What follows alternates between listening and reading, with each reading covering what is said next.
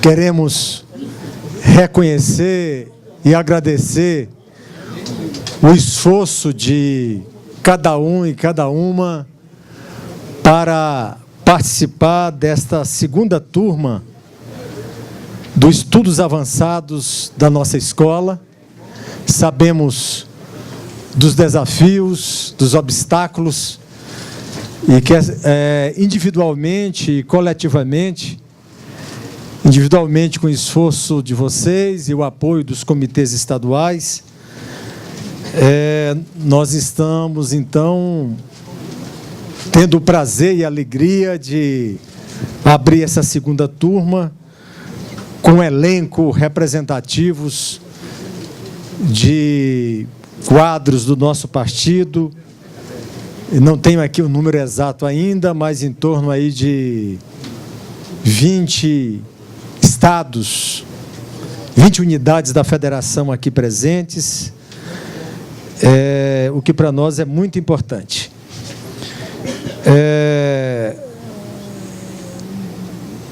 Todos nós aqui somos ilustres, todos nós são presenças honrosas, mas inicialmente eu queria destacar aqui a presença entre nós, como eu já disse, além de cada um e cada uma, aqui do nosso professor Haroldo Lima, que é professor da escola, está aqui entre nós. Depois o Aloysio Barroso vai também atualizando outros membros, mas aqui eu vejo o outro professor da Escola Nacional, vice-presidente da CTB, Nivaldo Santana, que aqui está, a professora Madalena Guasco, a professora Ilka. Eu caí na besteira de citar nomes e agora fico prisioneiro.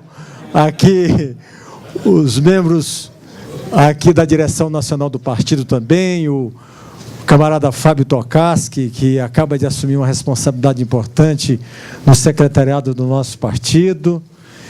E, como eu já disse, todos e todas somos ilustres, e o Barroso, daqui a pouco, ele, com auxílio aqui da Secretaria da Casa, registra outras presenças.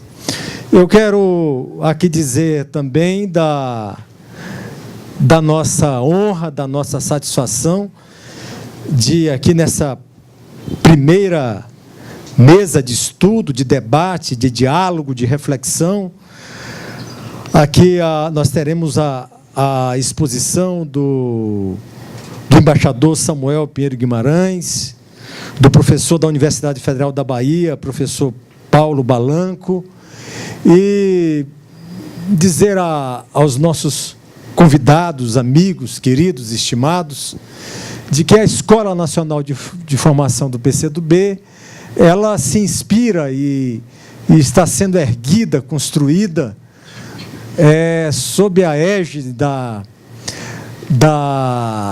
do preceito marxista, do estudo, da reflexão, do domínio, da realidade, para interpretar e transformar.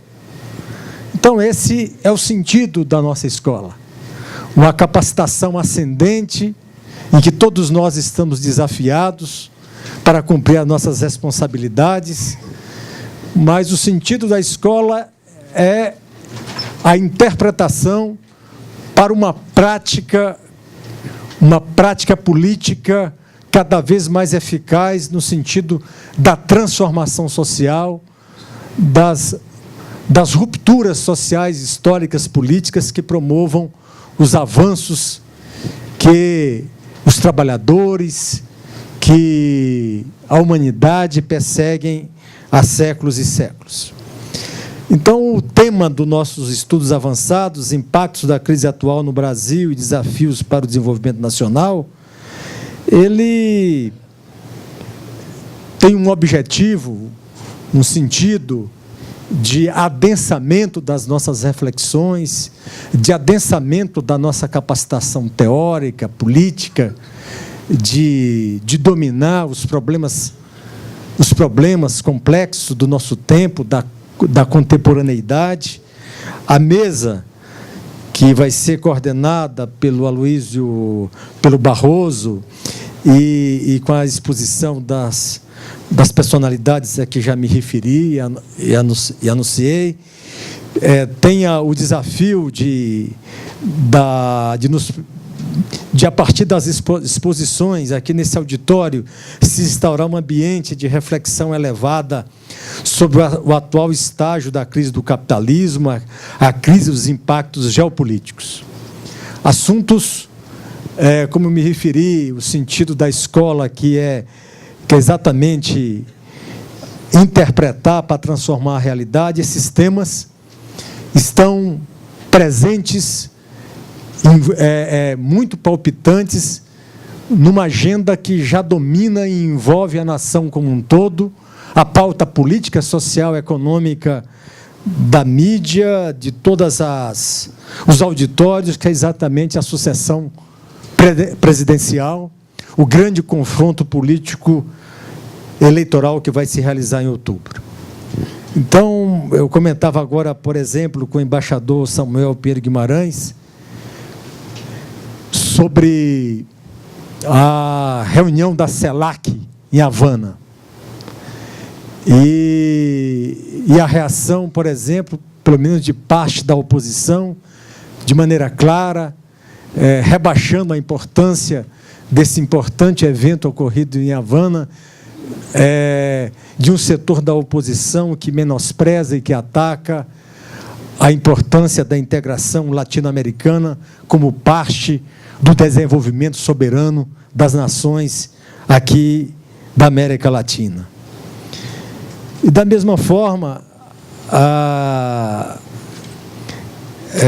com o conteúdo que o professor Paulo Balanco vai nos oferecer, nós vamos debater, o grande debate que há no momento, a partir que a crise bate com mais forças nos países em desenvolvimento, e no momento em que a grande finança, os monopólios financeiros, exercem uma pressão muito grande sobre o conjunto dos países da chamada periferia do sistema, e a gente observa aqui no Brasil a pressão em relação ao governo da presidenta Dilma, no sentido de buscar arrancar cedências do nosso governo, e, ao mesmo tempo, a pressão, a chantagem desses monopólios financeiros para que os principais candidatos da oposição coloquem nos seus programas as garantias que eles exigem para os seus ganhos fabulosos, à custa aí do sacrifício dos trabalhadores e do povo brasileiro.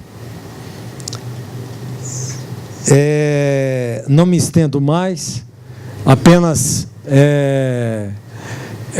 em nome da Fundação Maurício Grabois e da Escola Nacional de Formação, da nossa diretora Nereide Saviani, desejar a nós todos um seminário profícuo, um seminário que, ao final dele, saímos daqui, é verdade, com mais convicções, mas também com mais perguntas, com mais dúvidas e com mais vontade de continuar estudando e buscando nos qualificar e nos preparar melhor para as responsabilidades que estamos chamados a cumprir como militantes do Partido Comunista do Brasil, uma legenda que, por excelência, o compromisso dela é com o fortalecimento da nação brasileira e com a grande causa libertadora do socialismo. Então, eu chamo, nesse momento, o camarada Barroso para assumir a coordenação dessa primeira mesa do nosso seminário dos estudos avançados. Muito obrigado, boa noite.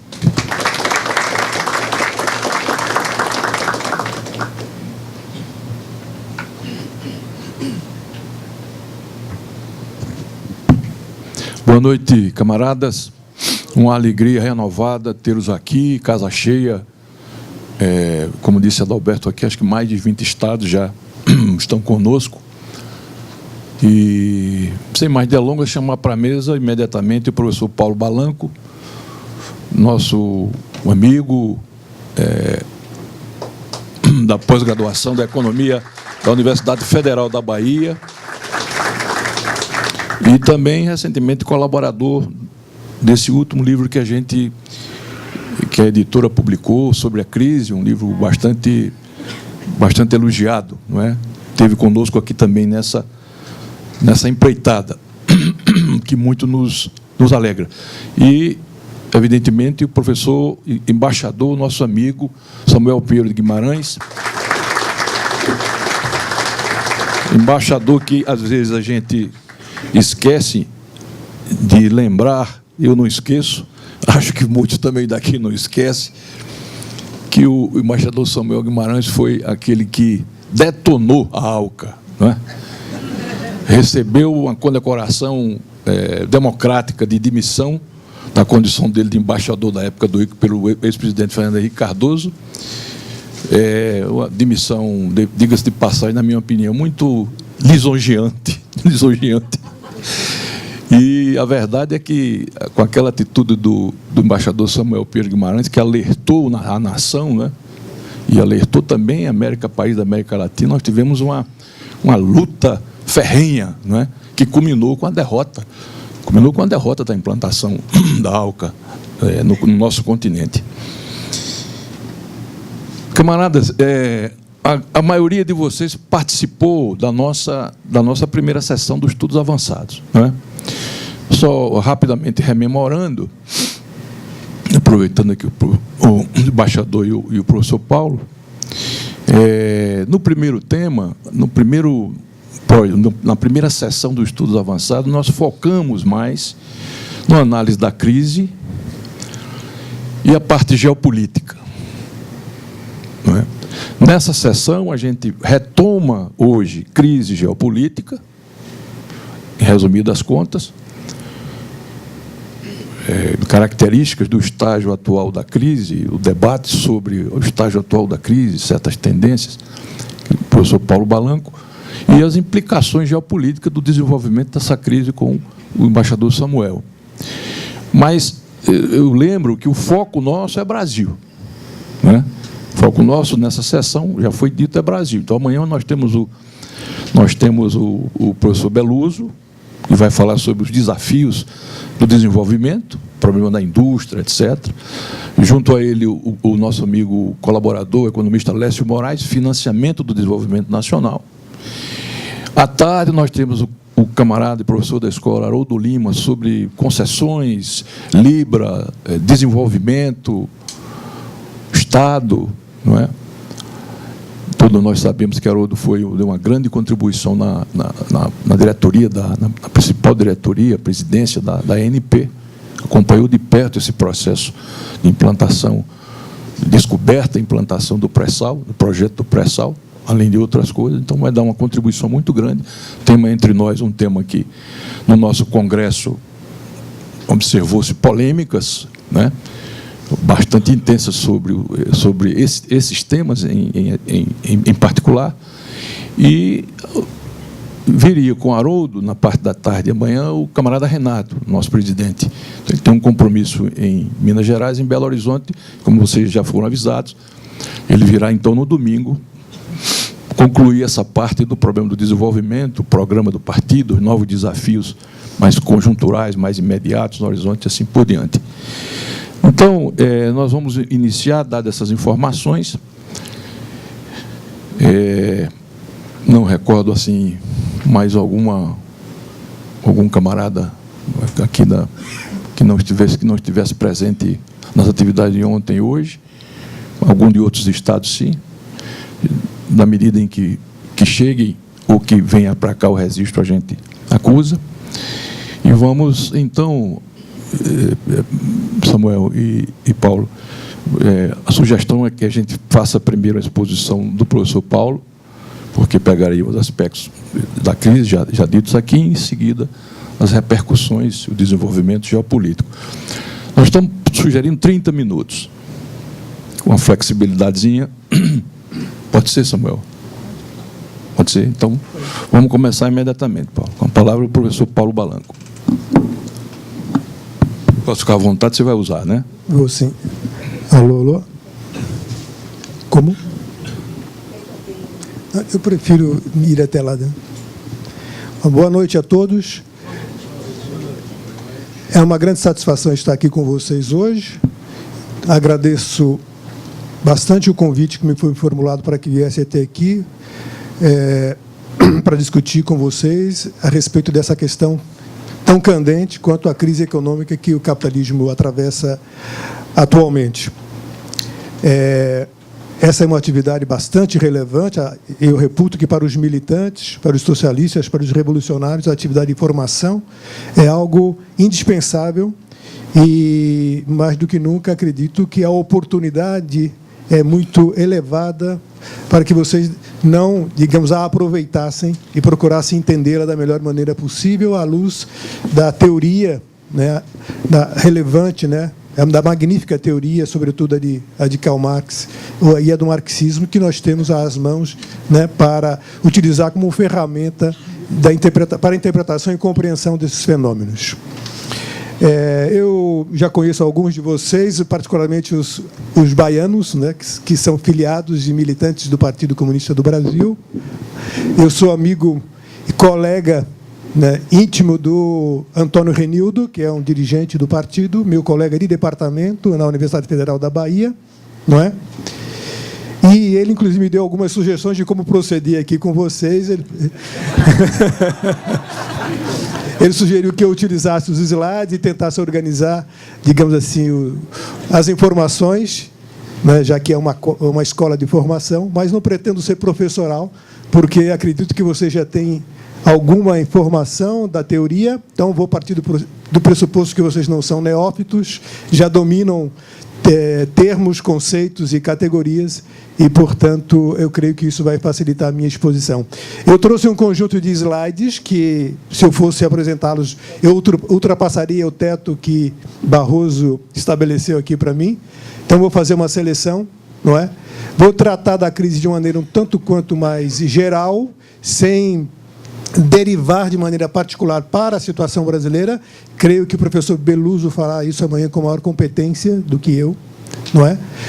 E gostaria de utilizar alguns dados, gráficos, tabelas, mas coisa muito rápida, né, para ilustrar os termos e digamos assim, as teses que eu pretendo formular e as argumentações que eu pretendo fazer. Por isso, eu peço licença para fazer a exposição aqui em pé, já que eu vou utilizar aqui diretamente o computador, né? Bom, gente,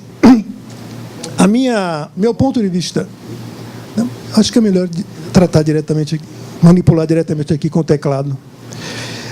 A minha posição a respeito da crise atual que o capitalismo atravessa, então, tentemos localizar a questão do ponto de vista temporal. Os fatos em crise que o capitalismo experimenta com grande relevância são estes que se propagaram a partir de 2007. A chamada crise subprime, não é?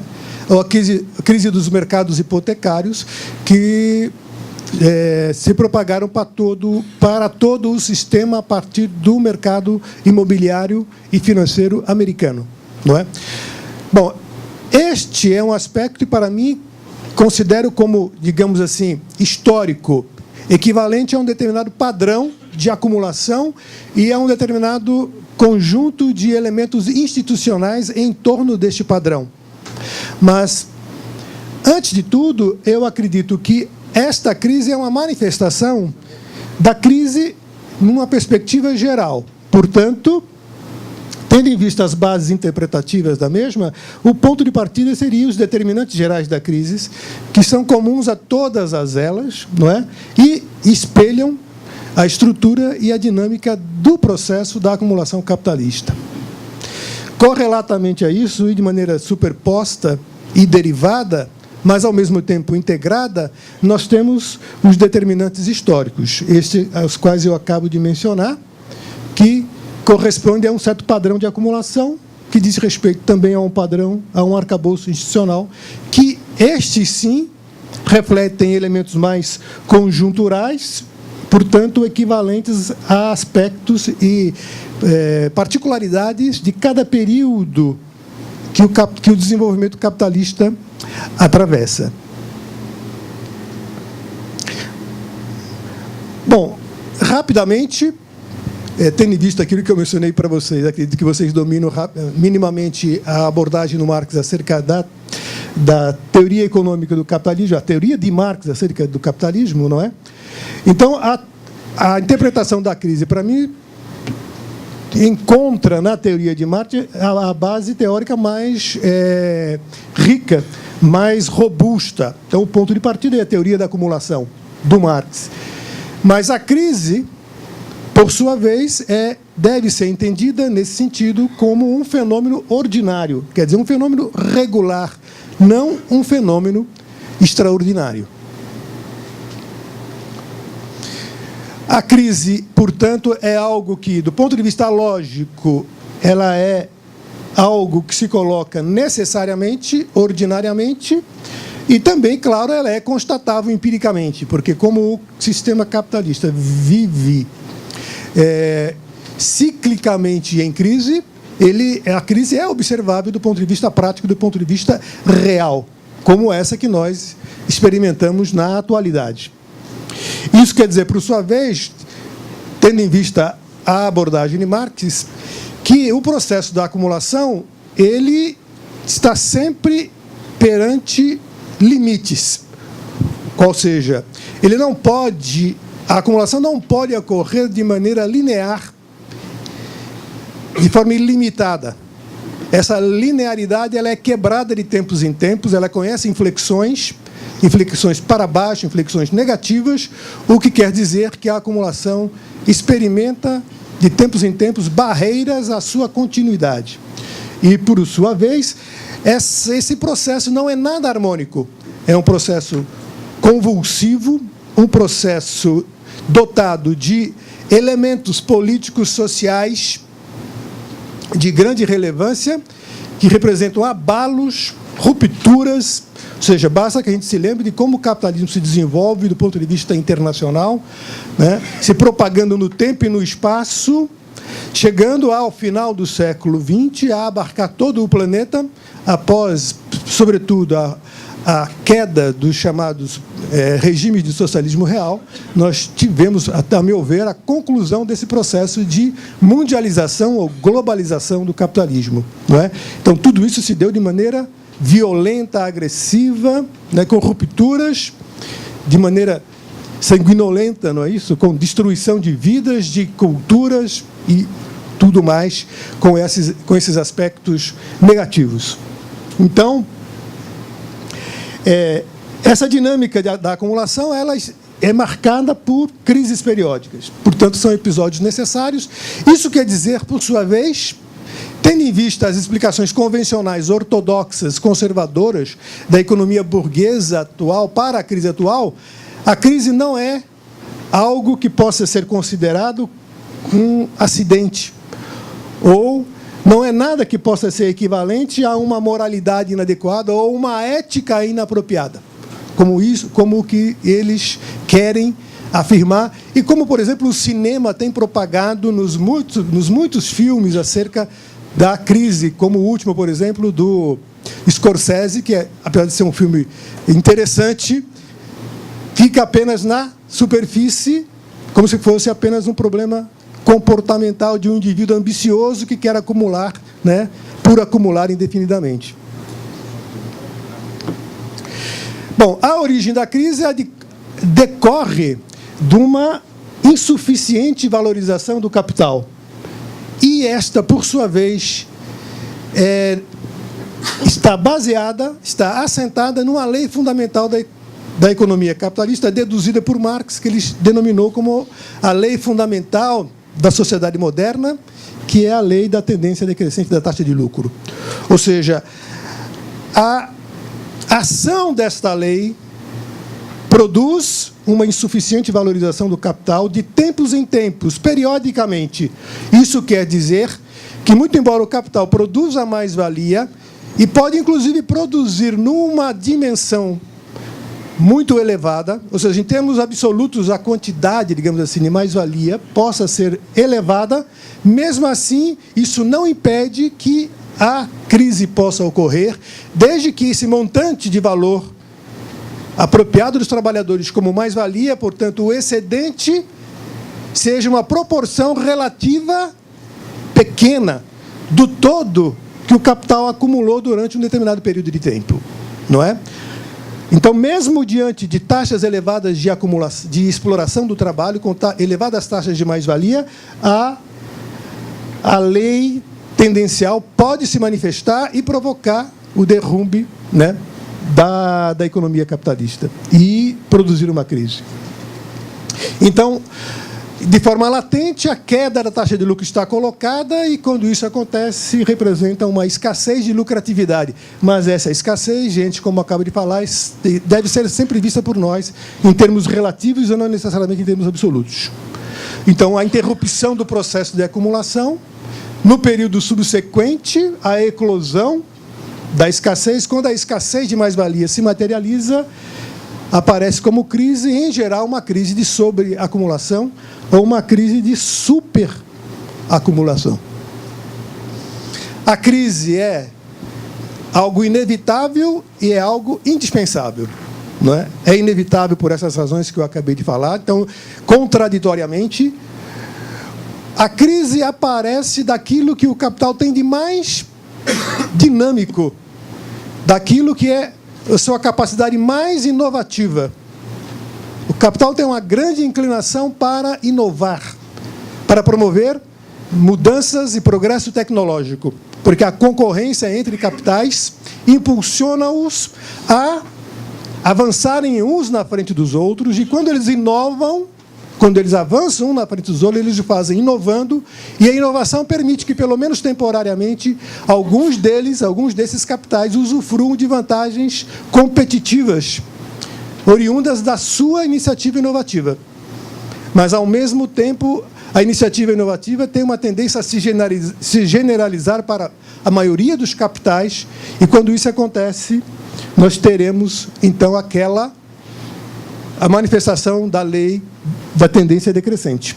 Ou seja, é uma ação inovativa e dinâmica, até progressista, que eleva a produtividade do trabalho, que eleva o montante de bens produzidos, que, em tese, poderiam provocar uma melhoria do bem-estar material das pessoas, da sociedade, de maneira magnífica, acaba sendo, contraditoriamente, o reverso da moeda, ou seja, acaba provocando a própria crise, não é? Então, a crise é inevitável por essa razão, por conta desse processo inovativo intrínseco à concorrência intercapitalista, intercapitais privados e intercapitais individuais. Mas, ao mesmo tempo, ela é indispensável. Por quê? Porque ela, uma vez que a crise apareça, ela precisa desaparecer. Mas como ela desaparece? Ela não desaparece por um passe de mágica a partir do estágio aqui ao qual a acumulação cresceu. Ao qual a acumulação alcançou. Ela só passa a ser uma base para um relançamento de uma nova fase ascendente se houver destruição de valores, destruição de forças produtivas, destruição de seres humanos. Não é? Portanto, ele tem uma função profilática, uma função de limpeza, destruir valores e restabelecer as bases para uma nova acumulação. Eu vou dar uma acelerada. Bom, uma questão que é muito importante entre os marxistas e é objeto de polêmica. O capitalismo ele funciona em sua reprodutibilidade de tal forma a assegurar uma determinada proporção entre os setores da economia ou entre aquilo que Marx chama dos departamentos da economia, os departamentos de bens de produção, departamento de bens de produção de consumo, ou produção de bens salário. Ou, por outro lado, processo da acumulação capitalista assegura um consumo, digamos assim, equitativo, socialmente justo para todas as pessoas que vivem numa sociedade capitalista? Ou seja, todas as necessidades sociais são atendidas? Então, há pessoas que acreditam, marxistas e economistas heterodoxos, acreditam que a crise advém de uma insuficiência da demanda de consumo. Ou a crise é proveniente de uma desproporção entre os setores, ou seja, da relação econômica entre os dois setores, ou os dois departamentos, para usar a linguagem de Marx. Essa desproporção seria a causa da crise.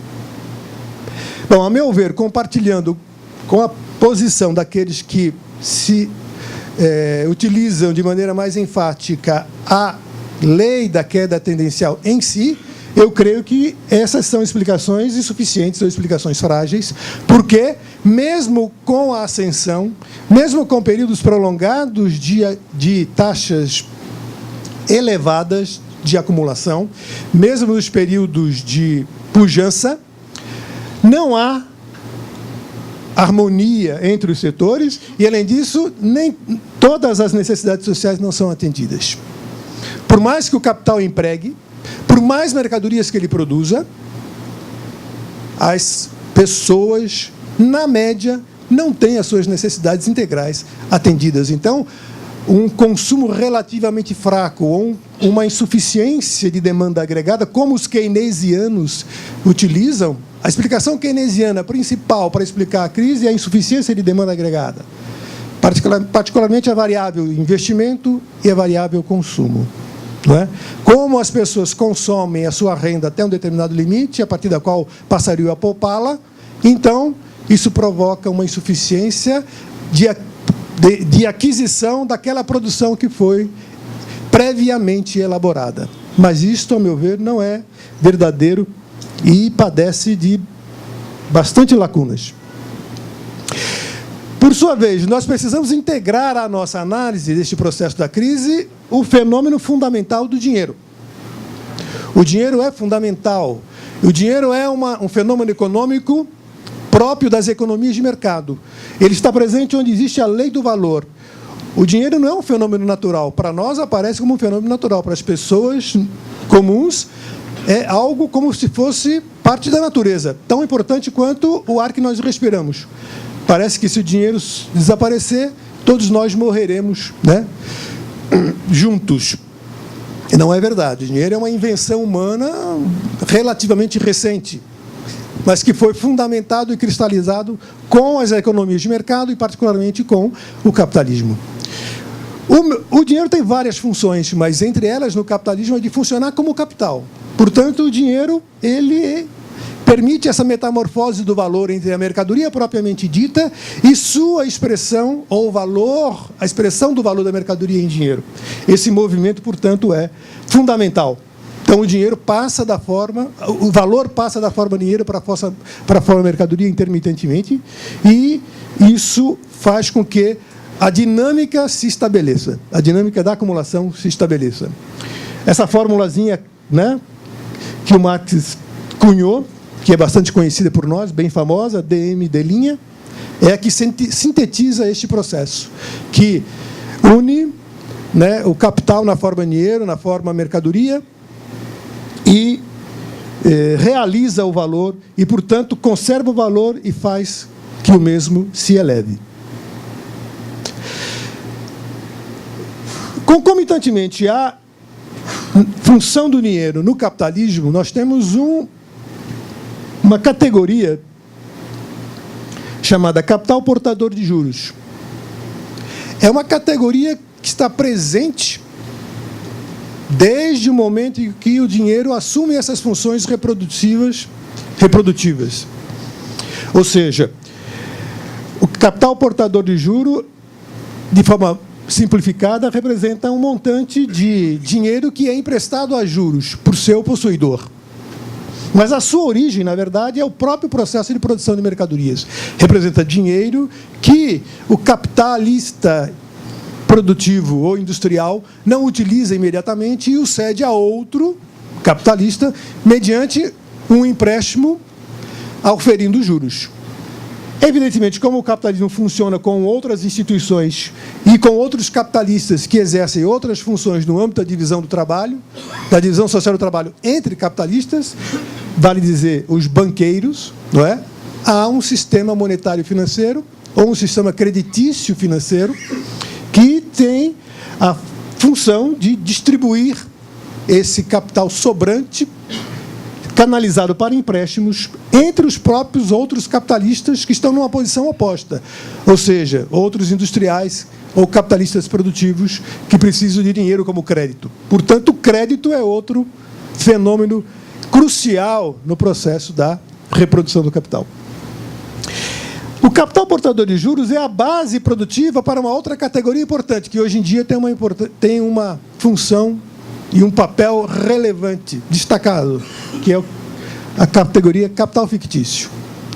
Então, a categoria capital fictício advém da categoria capital portador de juros e ele aponta para a possibilidade de que o dinheiro possa produzir valor em si mesmo, sem passar pela produção e sem recorrer ao trabalho humano, sobretudo o trabalho explorado pelo capital, o trabalho assalariado pelo capital. Não é? E isso, por sua vez, enseja a possibilidade de que o dinheiro, como capital, em si mesmo se descole da base produtiva. Então, o tempo todo, há uma tendência para que, digamos, a esfera financeira se descole da esfera produtiva e ganhe vida própria, não é? Sem que esse esforço que o capitalista tem que fazer para reunir trabalhadores, reunir capitais, investir, administrar, concorrer, não é? Enganar, falsificar, subornar e tudo mais, porque a concorrência é isso, não existe concorrência benigna e concorrência virtuosa, não é? Concorrência dispõe de todos esses elementos e é aplicada assim, né? Só os tolos acreditam que existe uma concorrência pura, né? Portanto, essa base aí é fundamental e ela atua o tempo todo para a produção do capital ou a existência do capital fictício. Bom, hoje em dia, o capital fictício ele se manifesta mediante mercados próprios que atuam, não é, com particularidades intrínsecas a eles mesmos, no que tange à precificação, a estabelecimento de dividendos, estabelecimento das remunerações. Então, ele, em geral, é proveniente da emissão de títulos, que é seguida de um conjunto de operações múltiplas. E, quando isso acontece, e isso acontece hoje de maneira intensa e generalizada, desaparece ou fica invisível a origem dos dividendos e das rendas que esses títulos produzem e criam. Bom, agora uma pequena pausa para a gente ler aqui uma passagem de um texto clássico do Paul Matic, para que a gente possa prosseguir com as outras informações. Esse texto do Matic diz o seguinte, essa passagem: em princípio, no capitalismo desenvolvido, qualquer grande crise pode se tornar a crise final. Porém, se isto não acontece, ela permanece como um pressuposto da acumulação futura. Ora, uma crise permanente é tão concebível no sistema marxiano quanto as crises superáveis. Sob as condições presentes no mundo do capital, pode surgir um estado de crise econômica e política persistente, mas também pode acontecer que a crise dê ao capital uma oportunidade de começar uma nova expansão. Então, a partir daí, como é que nós podemos interpretar a crise atual? É uma crise final? É uma crise que se assemelha a um colapso que levaria o capitalismo junto e permitiria que a gente começasse a implantar a sociedade com a qual nós sonhamos, o socialismo? É uma crise passageira? O capitalismo que será concluída dentro de algum tempo e o capitalismo, então, que permitiria com que o capitalismo retomasse uma atividade regular e com prosperidade? Essa é uma polêmica bastante interessante. Eu creio que é isso que vocês estão procurando saber atualmente, não é? Então, vejam, do que eu disse até agora, nós temos um movimento da acumulação do capital, que pode ser chamado de, a princípio, de uma onda longa de desenvolvimento, não é? Que pode levar ao fim dele a um colapso. Esse desenvolvimento ocorre de acordo ou por causa do desenvolvimento das forças produtivas e aumento da lucratividade, como eu mencionei agora há pouco atrás. Mas quando a crise eclode, fechando o ciclo, as forças produtivas ficam bloqueadas e a lucratividade cai. Mas o que nós podemos entender por colapso? O colapso é o fim do ciclo longo ou da onda longa, ou o colapso é mesmo aquele evento destruidor que coloca em xeque, inevitavelmente, a continuidade do capitalismo. Eu tenho uma tendência a acreditar que o colapso deve ser visto muito mais como a conclusão de um ciclo longo. Eu não acredito que o Marx deduziu obrigatoriamente, o fim de um ciclo longo ou os efeitos bastante intensos da lei da queda tendencial da taxa de lucro levaria inevitavelmente ao fim do capitalismo. Também não acredito que as condições objetivas para o fim do capitalismo e para o início do socialismo, ou para a passagem do socialismo, só apareceria colapso. Não necessariamente, na minha opinião. Não é? Eu creio que até de um período de prosperidade podem surgir condições objetivas para que o capitalismo conheça seu fim. Bom, acontece que na prática isso ainda não aconteceu em termos reais ou em termos empíricos, não é? Mas ele tem sofrido abalos bastante intensos, mas ao mesmo tempo ele tem conseguido se renovar muito intensamente, não é? Então, nós poderíamos dizer, a crise geral ela é combinada com crises recorrentes.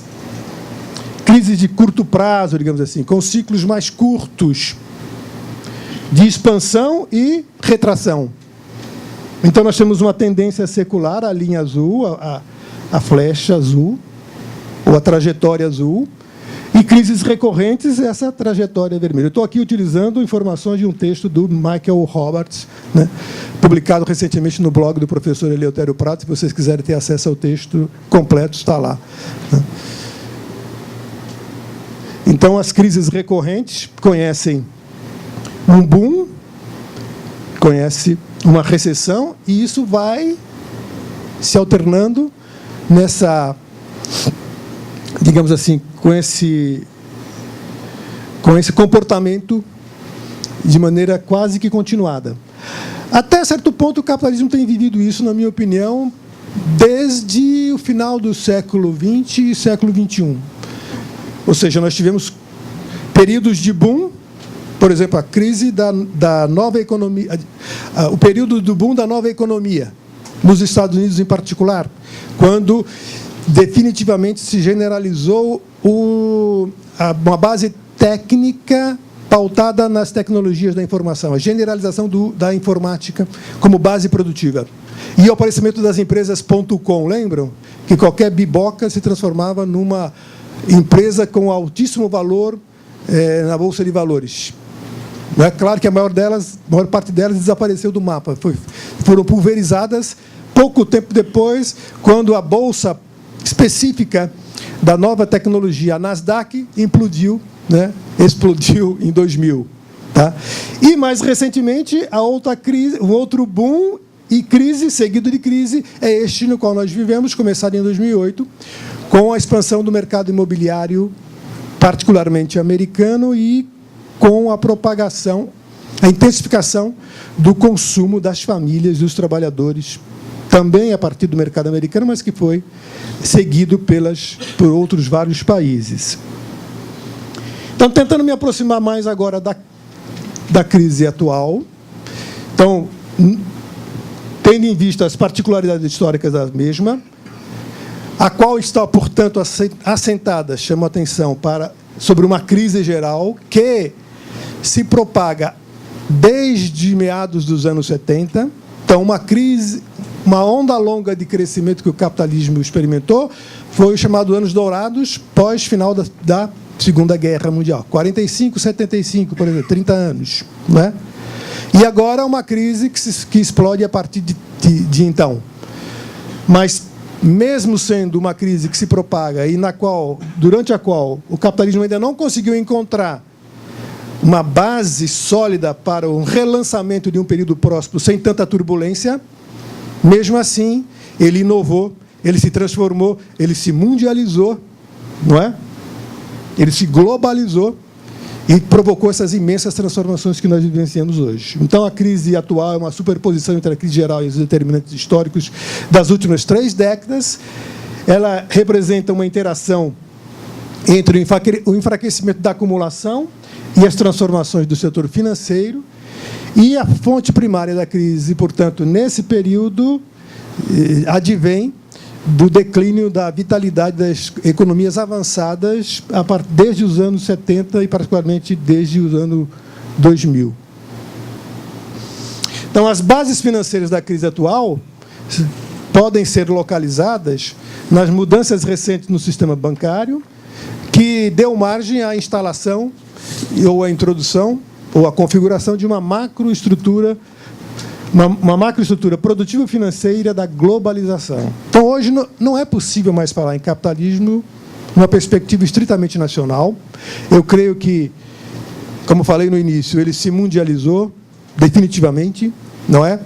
As interações e relações entre países, ela é extremamente regular e ordinária, e necessariamente o é assim. Nenhum país consegue um grau de autonomia completo relativamente a outro, né? Nós tínhamos isso, por exemplo, quando existia o Bloco Soviético. Mas o Bloco Soviético era de uma outra natureza, né? Eram regimes político-econômicos muito distintos do capitalismo. Hoje, esses países são perpassados e penetrados pelo capitalismo. Portanto, nenhum deles, em escala nacional, tem autonomia para fazer frente ao outro, embora alguns deles tenham mais autonomia do que outros, evidentemente. O embaixador vai falar desses aspectos relacionados à hegemonia, creio eu. Né? Então, com o fim do ciclo longo do pós-guerra, nós temos queda da lucratividade, recessão, uma estagnação secular. A universalização das relações capitalistas, uma integração de novas regiões ao mercado mundial, entre elas China, Índia, África do Sul, países que antes estavam fora, os outros países de leste, né? Todas as repúblicas soviéticas, Polônia, Tchecoslováquia, todos eles integrados ao mercado mundial. Então, nós temos um exército de reserva agora que pode ser chamado, de fato, um exército mundial de reserva, exército industrial de reserva. E, portanto, também nós não podemos mais falar em pré-capitalismo. Não é possível fazer uma análise do desenvolvimento e do subdesenvolvimento do capitalismo utilizando termos como pré- ou subcapitalismo. Todos eles são países capitalistas, mas com graus distintos de desenvolvimento. Não é? Eu creio que não seria mais apropriado, não é mais apropriado utilizar o termo pré-capitalismo. Então, por essa razão, pelo meu ponto de vista, o pré-capitalismo foi definitivamente suprimido, o que não quer dizer que países atrasados não existam e lá as coisas não sejam extremamente ruins e adversas. Tá? Mas eles estão integrados à reprodução capitalista inevitavelmente. Então, hoje, o capitalismo vive, em boa medida, mediante uma pujança, digamos assim, e uma importância relativa muito acentuada da esfera financeira, o que leva a uma busca da liquidez absoluta. Esses são termos cunhados pelo economista marxista francês, François Chesnais. Os capitais procuram um efeito riqueza, que se desdobra em dois outros, um efeito mercado acionário e um efeito captura de dividendos. E essa lógica se generaliza para toda a economia.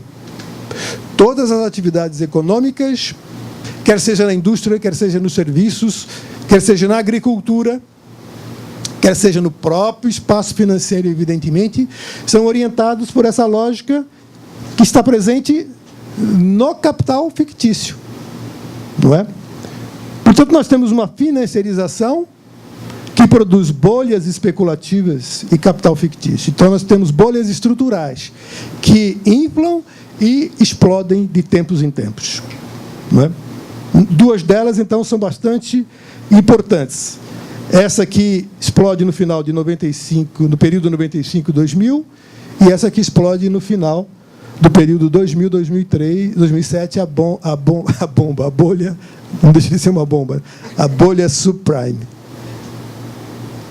Então, a crise do subprime, ela é oriunda de mudanças econômicas e financeiras dos pós-anos 70, está pautada, assentada na liberalização financeira, no aparecimento do investidor institucional, na financiarização das corporações não financeiras, no enfraquecimento do banco tradicional e no aparecimento de novos tipos de negócios e fundos.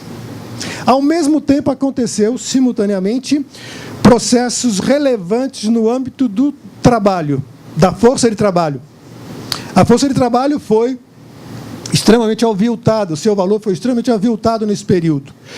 As fases de recuperação da lucratividade que o capitalismo conheceu no período pós-70, em boa medida, é oriundo do crescimento exagerado da exploração do trabalho.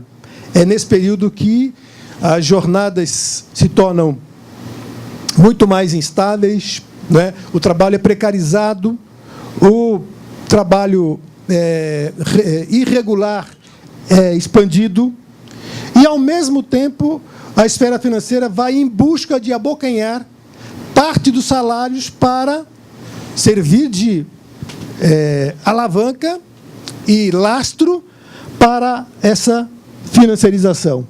Ou seja, os trabalhadores também são atraídos pelas corporações, pelas instituições financeiras, e, ao serem atraídos, eles entregam parte dos seus salários a essas corporações. Os trabalhadores são obrigados, hoje em dia, a comprar serviços e bens que antes eram bens públicos. Por quê? O neoliberalismo, esse é um período também do neoliberalismo. O neoliberalismo representou uma privatização generalizada da propriedade pública, da propriedade comum, não é? Portanto, os trabalhadores agora têm que comprar serviço de saúde, comprar serviço de educação, e, ao fazê-lo, despendem boa parte dos seus salários nisso. Eles são obrigados a investirem, entre aspas, os trabalhadores, em fundos de pensão para garantirem uma complementação da aposentadoria ao final do seu período útil, vida útil, trabalhando. Isso tudo é capturado por fundos de pensão, fundos mútuos, que canalizam seus recursos para o mercado financeiro. E isso, então, professor Paulo, é uma componente... 5 minutos para os 30. Tá bom. Concluindo. Então, tentando finalizar, a crise do subprime representou uma procura do lucro, também uma procura do lucro na esfera da circulação. Representou um giro em direção aos salários como fonte de lucro bancário. Os empréstimos foram orientados das empresas para formas de consumo e hipotecas, e os negócios bancários foram ampliados para vários tipos de bancos. Então, houve o crescimento dos fundos de investimento e de varejo. Bom, eu vou procurar finalizar só tentando ilustrar aí com alguns dados e gráficos rapidamente para tentar justificar os meus argumentos em apoio à tese de que nós vivemos um processo no qual a taxa de lucro tem uma tendência a declinar, mas com a ocorrência de períodos curtos em que o capital consegue recuperar provisoriamente, né, e temporariamente os seus graus de lucratividade. Aqui nós temos um gráfico que mostra o desempenho da taxa de lucro da economia americana de 1869 a 2011, portanto, um período bem longo, de cerca de 150 anos, não é? Em que ela oscila bastante. E o período em que ela atinge o valor mais baixo, próximo a zero, foi pós a crise de 29. E seu valor mais alto, a taxa de lucro, ocorre por volta de 1944. Justamente quando o mundo todo está destruído, os Estados Unidos vivem uma pujança enorme, porque seu território não foi atingido, e ele dirigiu sua economia para um esforço de guerra, no qual a força de trabalho foi extremamente explorada e o conjunto de trabalhadores foi extremamente elevado. Enquanto os homens, a maioria deles, uma boa parte deles foi para a guerra, as mulheres, por exemplo, foram, né, incorporadas ao esforço industrial de produção nos Estados Unidos nesse período. E, após isso, a taxa vai oscilando. Então, com o início da crise, a partir da década de 70, o período mais baixo que ela alcança é 1982. Mas há um período de pico em 1997, quando está terminando o boom do período da nova economia. E depois ela vai, então, se ajustando para uma tendência. Mas aqui, perto de 2010, não é? Ela está bem aquém dos períodos em que ela atingiu os valores mais altos. Aqui, esse gráfico mostra a taxa de lucro sob uma outra perspectiva, utilizando o critério da média móvel anual. E esse critério do uso da média móvel, ali era uma média aritmética comum, mas essa é uma média anual móvel, que permite mostrar uma tendência, a tendência do comportamento da taxa de lucro. E aí vocês vejam como ela declina acentuadamente entre 1951 e 2011. Os autores Karcher e Roberts utilizam como base a taxa, o ano de 1947. Então, supondo-se que 47 é igual a 100, em 51 ela era o dobro, a taxa de lucro. Mas, em 2011, a taxa de lucro é de apenas 40% maior do que a de 1947. Tá? Então, no tempo, representa uma queda bastante acentuada. Embora nós possamos dizer, ainda é uma taxa de lucro bastante interessante, vista individualmente e isoladamente, mas comparada ao tamanho da acumulação do capitalismo durante todo esse período, vocês podem imaginar, em cerca de 60 anos, com a globalização, quanto aumentou a acumulação de capital e quanto o lucro decresceu em termos relativos, né? Esse gráfico aqui já mostra o período de desempenho da taxa de lucro entre 82 e 2010, portanto, no período bem mais recente. Então, entre 82 e 97, a tendência de crescimento, embora ela oscile bastante, mas entre 97 e 2011, a tendência de decrescimento, com um vale aqui em 2000, por volta de 2001, 2002, não é? Um pico em 2006, tá? Mas a diferença para 92 não é muito acentuada. Esses termos aqui internos mostram 19% de crescimento da taxa de lucro média, 24% de crescimento na taxa de mais-valia, 6% de crescimento na composição orgânica do capital, que são termos que vocês estudaram, devem estar afiados, dominando direitinho, não é isso? E, no período em que a taxa cai, em 2011, comparado com 97, nós temos uma queda de 6% na taxa de lucro média, uma queda de 5% na taxa de mais-valia e um crescimento de 3% na composição orgânica.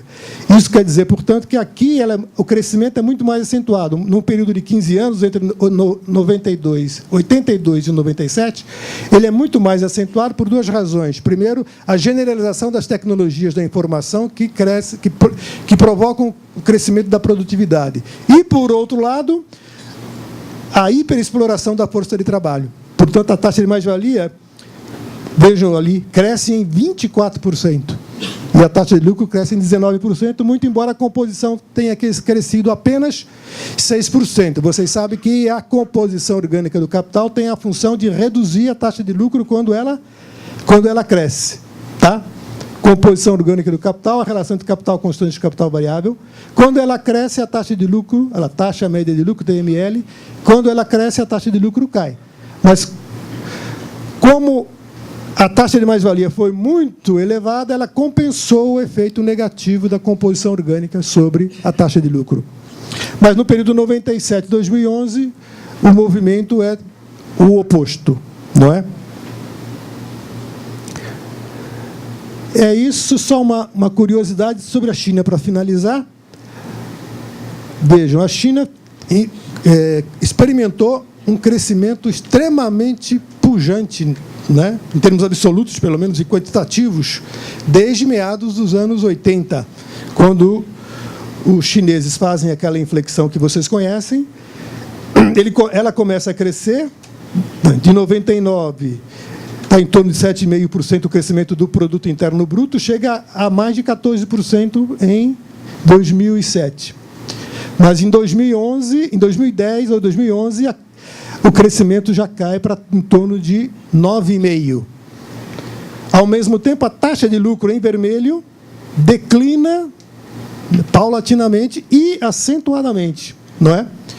Ela atinge o máximo em 2003, por volta de 2003, mas cai bastante, com cerca de 14%, e cai